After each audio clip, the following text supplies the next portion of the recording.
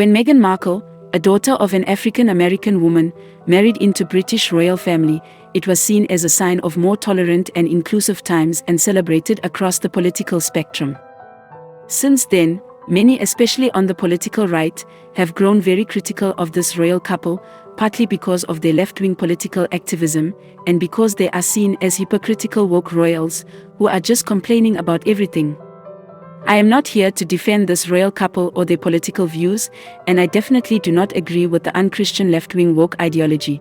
Nevertheless, they have brought to public discussion a very important historical topic of the royal family's hidden past in the dark history of slavery, racism, and segregation. In 2021, when they sat down for their infamous Oprah interview, they implied that the racism within the royal family would have been one reason behind the so-called Megxit, the royal couple's exit from the royal family. In those months when I was pregnant, so we have in tandem the conversation of he won't be given security, he's not going to be given a title, and also concerns and conversations about how dark his skin might be when he's born. What? About how dark your baby is going to be? Potentially, and what that would mean or look like. Ooh. It was an accusation of racism about someone in Harry's family. We have since been told it was not a reference to the Queen nor Prince Philip, who were part of this historic picture with Meghan's mother Doria Ragland and Archie shortly after he was born. Oprah said the same on US Breakfast TV this morning. He did not share the identity with me, but he wanted to make sure that I knew, and if I had an opportunity to share it, that it was not his grandmother nor his grandfather. If not the Queen, then who? Neither Meghan nor Harry, when he joined the interview later, would say. That was relayed to me from Harry. Those were conversations that family had with him. What was that conversation? That conversation I'm never going to share. But at the time it was awkward. I was a bit shocked. Can you tell us what the question was? No, I'm not comfortable sharing that. Okay. Did you leave the country because of racism? It was a large part of it. Later, a well-placed source in the palace told to royal author Christopher Anderson that it was then Prince Charles, a just crowned His Majesty Charles III, who gave those alleged racist comments about baby Archie's skin color. Whether this was a sign of his real racism or his politically incorrect and tactless humor, or whether it was scheming courtier's effort to frame Charles, as Anderson claimed, it doesn't even matter. But what does matter is the British monarchy's hidden past in the history of slavery and so-called scientific racism of the 19th and the 20th century. We should know that the real history of the British royal family is hidden from the general public in the royal archives, to which the public has no full access even under the Freedom of Information Act. This morning, Buckingham Palace wants to know who leaked a video from Queen Elizabeth's family archive. The Sun newspaper obtained a 70-second black and white video showing the Queen as a child. It apparently shows her performing a Nazi salute. It's a grainy home movie shot in 1933. Playing up for the camera, a young Queen Elizabeth is seen apparently raising a Nazi salute alongside her mother and younger sister dancing around. Her uncle, the future King Edward VIII, does the same. Whether an innocent gesture done in jest, the palace is said to be scrambling to figure out how the film got out, says royal correspondent Roya Nika. This is the beloved late Queen at 7 years old, making a Nazi salute in the same year as Hitler rose to power. While nobody is even suggesting that the Queen was a Nazi or a racist or an anti-Semite, even the British mainstream media has now acknowledged that her uncle David, abdicated King Edward VIII, was. According to well-established British historians and the British mainstream press, Edward VIII was a traitor king who wanted Nazis to bomb England until it would capitulate to Hitler. He also fully subscribed to the Nazi ideology of white supremacy, racism, and anti-Semitism. According to his private letters, he saw the people of color in the British Empire's colonies as revolting, and his wife Wallis Simpson called black people lazy, thriving niggers. He was even relieved when his own mentally disabled John brother died at the age of 13 and described him to be more of an animal than anything else. Not so woke royal if you ask me. And now the British mainstream press has also started to uncover the British monarchy's hidden complicity in the appalling crimes of the transatlantic slave trade. The leftist newspaper The Guardian told on April 6 this year that from Elizabeth I to William IV, from 1558 to 1833, English monarchs had many personal links to the transatlantic slave trade, where millions of Africans were shipped across the Atlantic in overcrowded slave ships, where many slaves died during the months-long excruciating journey to American plantations. According to historians, 12 British monarchs not only supported the slave trade, but they also sponsored it and profited personally from Britain's involvement in slavery. Thus, the British kings and queens were the richest and the most powerful human traffickers of the time. While it should be remembered that slavery is a scourge that has plagued all civilizations and nations since the beginning of time, including the African civilization, and we are seeing it today as such moral evil only because British Empire outlawed it in 1833 and started to punish slave traders across the globe, we should understand that it was not the British monarchy that abolished slavery. Because the abolitionist movement in the 18th and 19th centuries was a grassroots movement started by those at the bottom, not those at the top. Those who were rich and powerful, aristocrats and landowners, did everything to prevent the noble goals of the abolitionists. It was also a moral movement that sparked from the evangelical and spiritual revivals in the English-speaking countries at that time, which is often ignored and forgotten in our secular post-Christian era. Slavery is obviously a horrific institution, but we should still know more about George Washington than that. And by the way, one that was practiced all over the world forever, since the beginning of time, by every race, including people of color. I'm sorry to tell you that. It's huge in the Bible. Absolutely. So the Bible loves it. Really? Yes, they're quite strict about, like, you know, don't take someone else's slave and that kind of thing. Right, but no one ever says just don't do it. Yeah, they don't. At no point does it say slavery is bad in the Bible. No. They do not condemn it at all. This misses the whole point. It doesn't matter whether we find single verse in the Holy Bible that would plainly condemn slavery as an institution, when the whole book is basically an anti-slavery document that inspired the 19th century abolitionists more than any other book in history. Because the entire Old Testament is the story of the chosen people, whom God freed from slavery and oppression and brought them back to their promised land. And the New Testament is the story about their promised king and redeemer who suffered the same horrible fate as many Roman slaves did, by dying on the punishment of crucifixion, and thus freeing us all from the slavery of sin.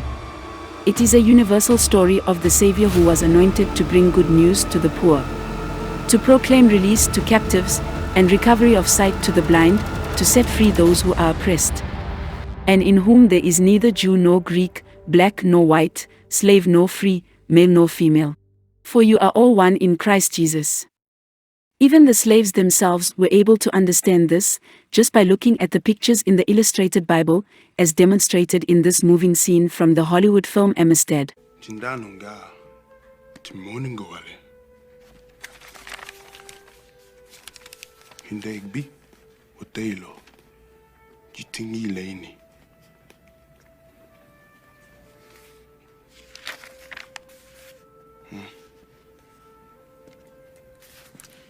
Yemia, go, ke, follow a togima in Dagby.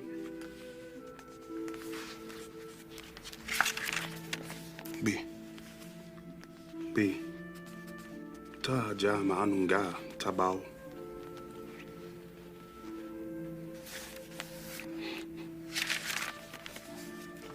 Atima vele.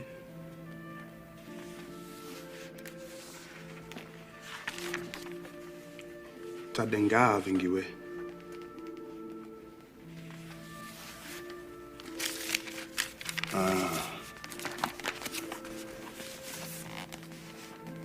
Boaji.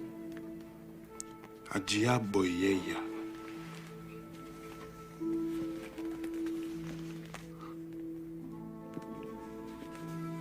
Kehindauya.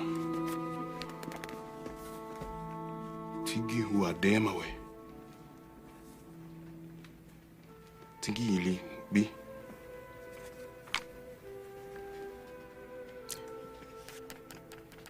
Nyamuge. Be. Omu avui. Bomu pieni. Nagbi pie, tingiwa lofa. Ilongo bito se atigiwa.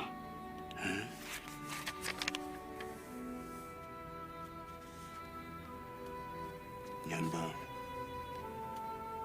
Tenaji. Tole yak boyole.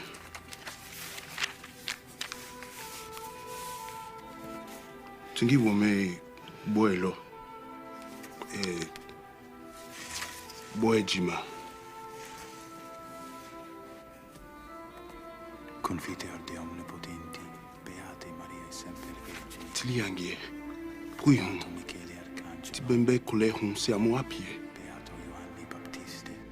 Tatoae ha, Sancti Sanctis omnibus boilo, et vobis nunga ayama. Mea culpa, mea maxima culpa. Tiepe. Ideo precor beata Mariam sempre Virgine. Che ilenga gilego hum.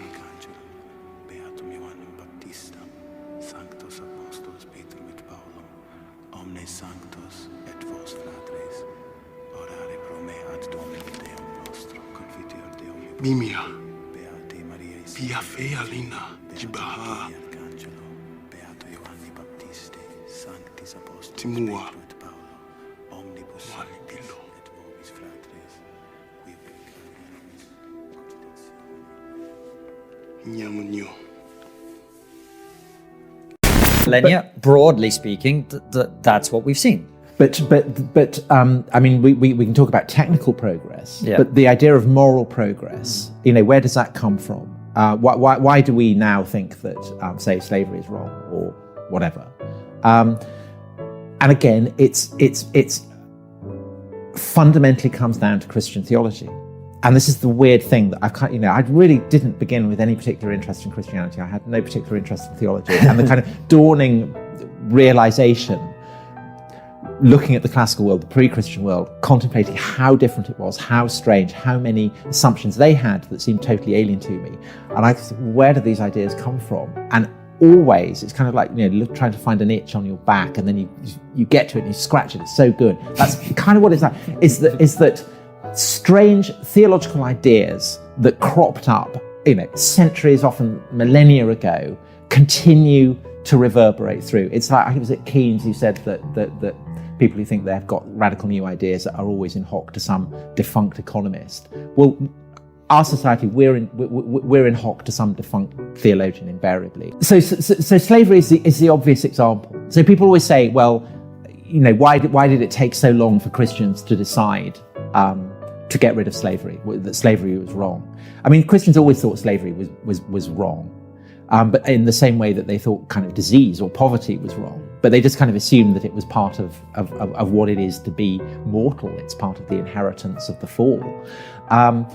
But what happened in the 18th century was that, again, we talked about these very distinctive Protestant understanding of the Spirit, which is that you read the text of Scripture, the Spirit illumines you, and your understanding of what is written there will transcend the kind of the base meaning. So the Bible nowhere says get rid of slavery. It nowhere says slavery is as an institution should be abolished. But Christians from that Protestant tradition read the Scriptures and came to the conclusion that slavery was evil. Another thing that historian Tom Holland emphasized in this interview is that slavery wasn't initially about race, but about power. Slavery knew no bounds of color or creed. During one period, from 1500 to 1700, there were more white European slaves held captive on the Barbary coast than slaves sent from West Africa to the Atlantic world. But when slavery started to morph into this racial institution of white supremacy, Christians weren't able to find any justification for it from the Holy Bible, which teaches from its first page to the last that every human being from every tribe and nation was created in the image of God and were thus equal before their Creator.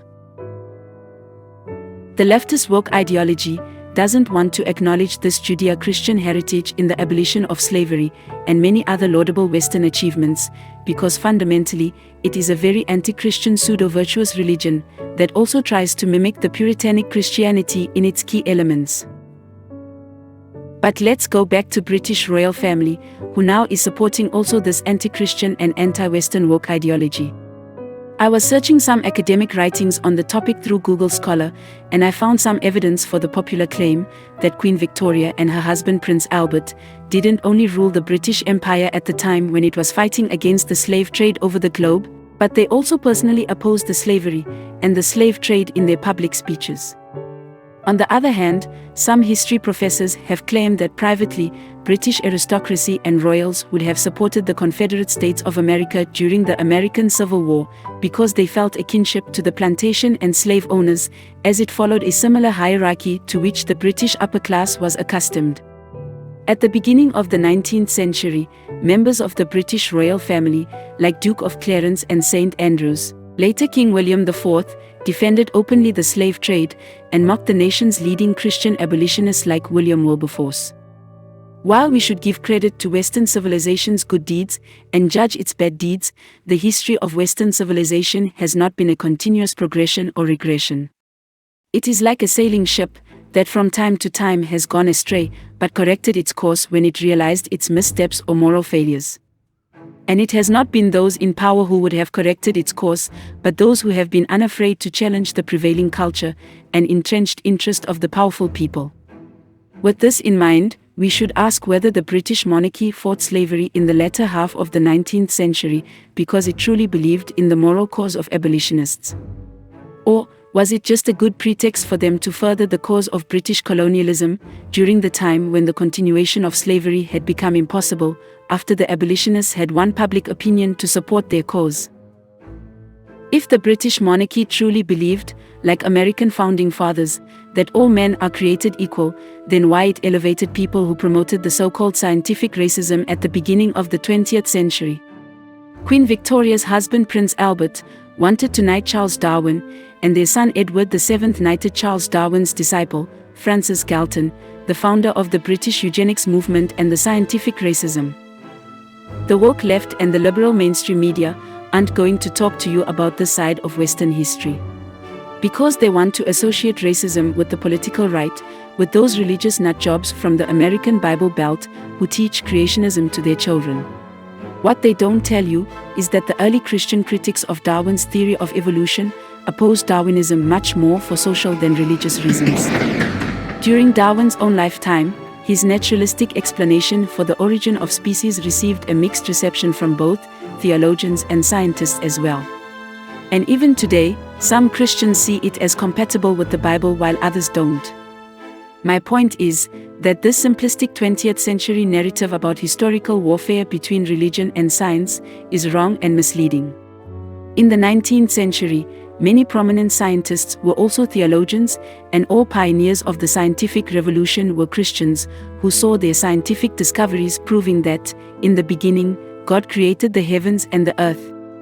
But since the 19th century, the most vocal opposition to Darwinism has come from scientists who found it too speculative without hard scientific proof, as well as those social critics who have seen its detrimental social consequences, especially in the political events of the first half of the 20th century.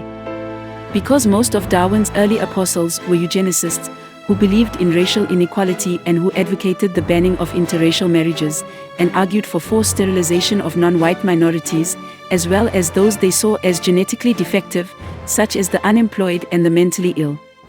This total opposite of today's cultural Marxist woke ideology was promoted at the beginning of the 20th century by the West's liberal and progressive elite, who told us to follow the science, by the same token as the woke ideology is promoted now by the same liberal elite. When you realize that Christian intellectuals such as Gilbert Keith Chesterton opposed eugenics for the same biblical and moral reasons as Christians of the 19th century opposed slavery, you might begin to see a real historical picture. Just as the opponents of slavery found themselves at odds with the powerful financial and aristocratic interests of the time, so too the opponents of eugenics and scientific racism were at odds with the scientific, financial, and aristocratic elite of the time. The first public debate on the theory of evolution was held at Oxford University between Thomas Huxley, known as Darwin's bulldog, and Bishop Samuel Wilberforce, in 1860, a year after the publication of The Origin of Species. Reverend Wilberforce, who argued against Darwin's theory, had risen to prominence in British society through his anti-slavery speeches, and he was a son of William Wilberforce, the most famous anti-slavery campaigner whose decades-long political struggle led the British Parliament to abolish the slave trade in 1833. Darwin's bulldog Thomas Huxley, in turn, wrote during the American Civil War that no rational man cognizant of the facts believes that the average Negro is the equal, still less the superior, of the average white man, and the fanatical abolitionist assertion that Negro is the equal of the white man was so hopelessly absurd as to be unworthy of serious discussion. On the other side of the Atlantic, Alexander Stephens, Vice President of the Confederacy, echoed those same views when he said in his infamous Cornerstone speech in 1861, "Our new government is founded. Its cornerstone rests upon the great truth that the Negro is not equal to the white man, that slavery, subordination to the superior race, is his natural and normal condition." Even though Stephens didn't mention Darwin by name, he called this notion the great scientific truth of his time and the law of nature. Darwin and Huxley may have advocated the abolition of slavery, as their defenders now say, and asserted that all human races belonged to the same human species. But both men nonetheless believed in racial inequality and favored discriminatory policies against those whom they saw as inferior to civilized white men. Although Huxley stated that there was no scientific evidence for the pro-slavery claim that blacks were the intermediate form between man and animals, he nevertheless spoke about races in hierarchical terms, saying that the Negro was by no means the lowest type of mankind. The Australian Aborigine was considerably lower in all respects. Huxley's defenders have claimed that racial stereotyping was the norm of the age which every Briton accepted, and at that time the vast majority of people were not egalitarian cultural relativists. This again misses the whole point. The 19th century Brits were not indeed cultural relativists. They believed that their culture was superior to all other non-white or non-Christian civilizations. It is not racism to argue for that this moral, scientific, or technical superiority of the Western civilization in the 19th century was the very thing that enabled its dominance over all other nations. But what Darwinists like Huxley believed was that this Western superiority was due to genetic superiority of white Anglo-Saxon race. That there is a racial hierarchy because it was a law of nature that all organisms had evolved and gained the upper hand through ruthless competition. In this competition, only the strongest or the fittest would survive and pass these superior traits on to their offspring, while the so-called inferior races and individuals would also transmit these inferior traits to their posterity. And as later social Darwinists like Francis Galton concluded, it was the duty of civilized men to foster this biological and societal evolution by encouraging prosperous and healthy white Europeans to reproduce, and preventing the reproduction of those whom they saw as genetically inferior. This pseudo-scientific belief led to the forced sterilization of tens of thousands of people in the United States alone. The most appalling outcome of eugenicist policy was seen in the gas chambers of Nazi Germany. After the war, at the Nuremberg trials, Nazi war criminals said that they followed in their genocidal program American eugenicist ideas, citing the U.S. Supreme Court Justice Oliver Wendell Jr.'s 1927 decision to legalize forced sterilization of unfit. Sir Francis Galton, whom Edward VII knighted in 1909, openly rejected the American founding fathers' ideas that all men are created equal, and believed that adherents of eugenics must discard any notion of natural human rights, and in the state's duty to advance the race, the inferior had no rights. He stated in his chilling prophecy, if these continue to procreate children, inferior in moral, intellectual, and physical qualities, it is easy to believe the time may come when such persons would be considered as enemies to the state and to have forfeited all claims to kindness. Francis Galton was a cousin of Charles Darwin, who also subscribed to those social Darwinistic ideas in his 1871 book, The Descent of Man. Even though the 21st century neo-Darwinists have tried to remove Darwin's name from the bad reputation of social Darwinism, it was just the natural outcome of his evolutionistic ideas. Because, if you try to remove God from Genesis and find a natural explanation for all biological life forms, then you have to replace also our Creator's moral law with something else. And Darwinists found their moral law from the law of the jungle or the survival of the fittest. Many prominent eugenicists and social Darwinists of the 20th century were also close associates of the British royal family. At least 10 of Francis Galton's Eugenics Society's presidents were knighted by 5 British monarchs during the 20th century. Among them, Charles Darwin's grandson Charles Galton Darwin and Thomas Huxley's grandson Julian Huxley. The Society's 6th president Thomas Horder was a personal physician for 4 monarchs, Edward VII, George V and the 6th, and Queen Elizabeth II. Today it is a well-recognized fact that another royal physician, Lord Dawson, who defended euthanasia in the British Parliament, murdered King George V with the permission of his son Edward VIII in 1936. Defenders of the British monarchy now argue that Edward VIII was the family's black sheep. This same narrative is repeated in Netflix's fictional The Crown series. But George VI and his daughter Elizabeth II knighted neo-Malthusians like Sir Alexander Morris Carsondas, Eugenics Society's 7th president, who in his 1922 book, Population Problem, used a neo-Malthusian argument plus Galton's eugenics to argue that the population problem arose from high reproductive rates among primitive people with low mental and physical qualities. According to Carsondas, overpopulation of these lower races endangered the standard of living of races bearing higher qualities. Sir Bernard Mallet, Eugenics Society's 4th president, who had close relations with the royal family, presided over the First World Population Conference in Geneva, Switzerland, in 1927. There, well-to-do white eugenicists, like birth control advocate Margaret Sanger, discussed the supposed problem of overpopulation among those so-called lower races, while the Rockefeller Foundation funded the meeting. But, just as for former aristocratic defenders of slavery, it was no longer useful to publicly defend slavery as an institution after the American Civil War, and hence they moved to espouse the scientific racism justified by Darwin. So too, for eugenicists of the 20th century, it was no longer a viable option to propagate scientific racism and eugenics after the Second World War when the Nazis had given it a bad name. Thus, they dropped the word race from their terminology and started to speak about overpopulation without racial implication, and instead of lower races, they began to speak of the whole human race as the cancer of the earth, whose population growth threatened the earth's ecological balance and survival. Hence Julian Huxley, Eugenics Society's 9th president between 1959 to 1962, whom Queen Elizabeth II knighted in 1959 as a celebration of Charles Darwin's evolution theory centenary, co-founded the World Wildlife Fund, together with Queen's husband Prince Philip and Prince Bernhard of the Netherlands. Prince Bernhard was a former member of the Nazi Party and a former SS officer, while Prince Philip's all 4 sisters married high-ranking Nazi aristocrats. Prince Bernhard founded also a secret of Bilderberg group, where elected politicians and other influential world leaders are invited annually to discuss pressing global issues behind closed doors. All of those aforementioned aristocrats emphasized loudly that overpopulation was in their view the most pressing global issue of the world.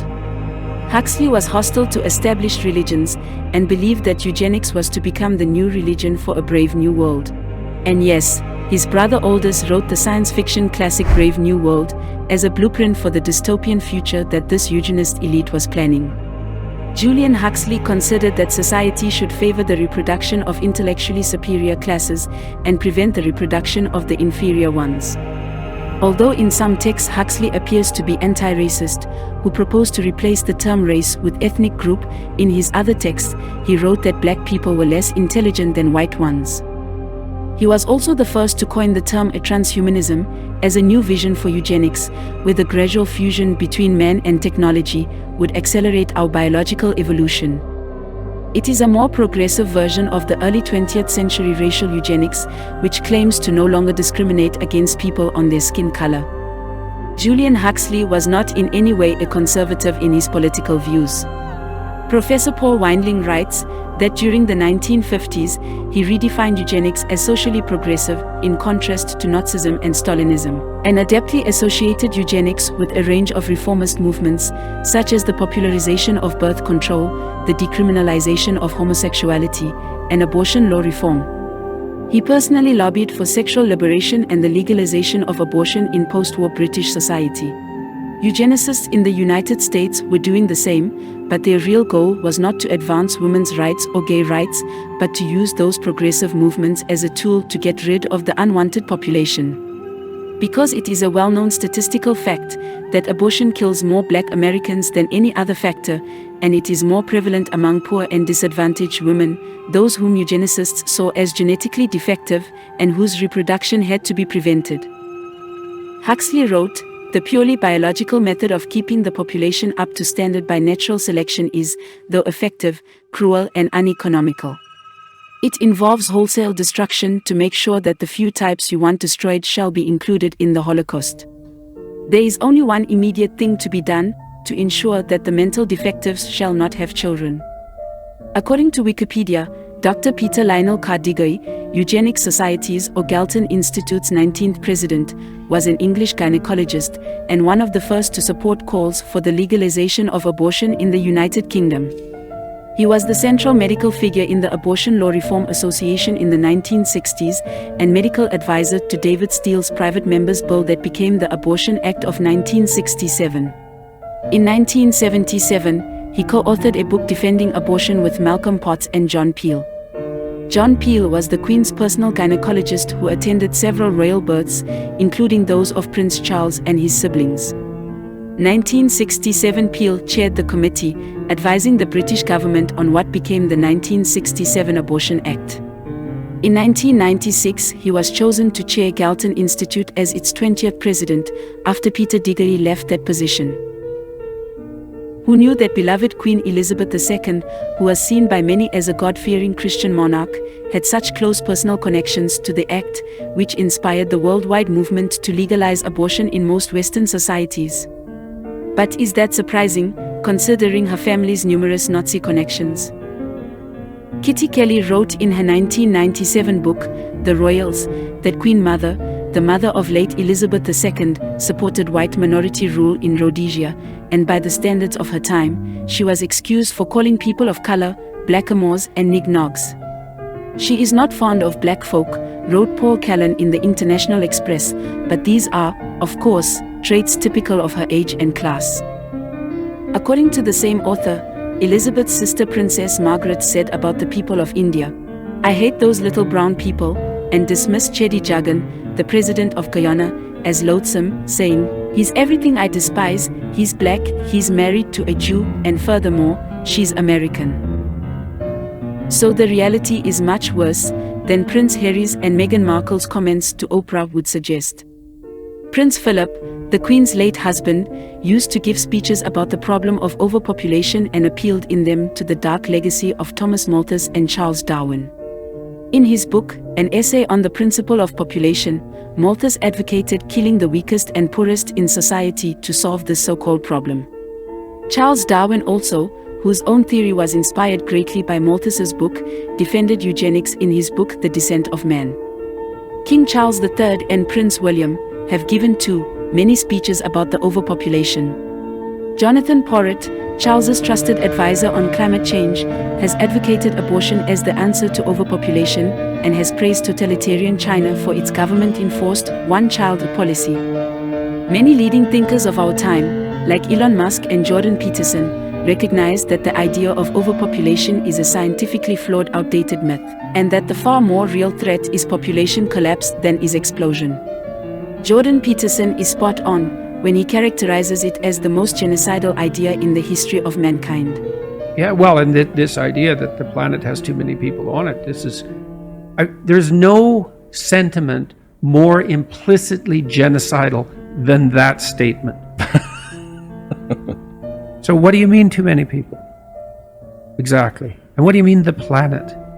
And what do you propose to do about that exactly? Mass abortion, is that your answer? Or should we do something a little more dramatic? Maybe we'll just shame people out of having children. And I've seen people do that, literally, but it's associated with like a deeply rooted existential self-hatred. I mean hatred at the level of humanity is like a virus on the planet, that we're a cancerous growth. Alex Epstein calls this human racism. Right. And it's that. Yeah, well, we're a cancer on the planet, unchecked growth, just like a cancer. It's like, that's us, a cancer. It's okay. We know where your heart is located. Because what's the implications for a doctrine like that? What do you do with the cancer? Cut it out. Yeah, that's for sure. Poison it or whatever. There's nothing you don't do to a cancer. So you're going to use a metaphor like that? There's too many people on the planet. You're going to use a metaphor like that? You know, and then you're going to also decide that you're virtuous while you're using it because you're on the side of the planet, whatever the hell that means. So, yeah, it's unbelievable.